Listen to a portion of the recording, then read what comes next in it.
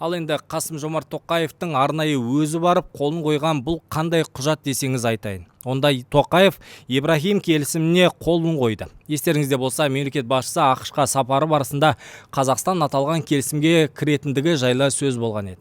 2020 жылы Израиль мен бірқатар араб мемлекеттер арасында жасалған Ибрахим келісімі таяу шығыстағы қалыптасқан саяси парадигманы өзгерткен келісім болды.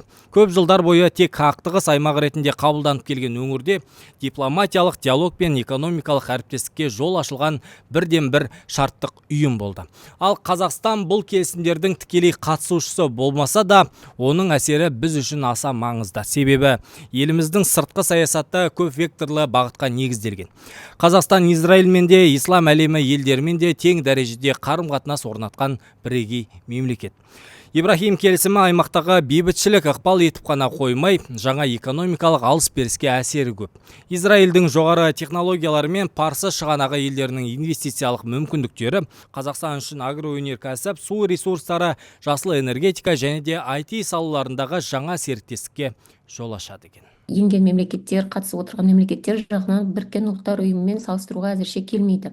Бірақ дегенмен Біріккен ұлттар ұйымына қатысты сын көбінесе Біріккен ұлттар ұйымының қауіпсіздік кеңесіне қатысты айтылған болатын. Ол жерге мүше 5 мемлекет.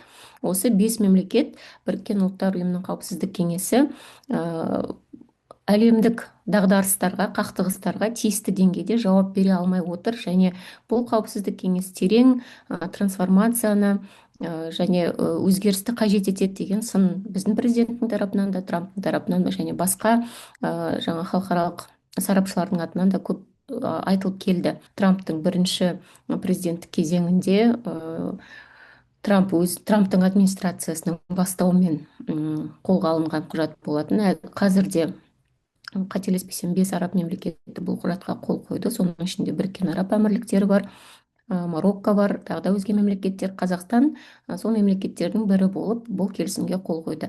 Енді өзінің шыққан мақаласында да, жоқ мақалада емес, құрылтайда айтқан сөзінде президент осы Ибрахим келісімін айтып өтті.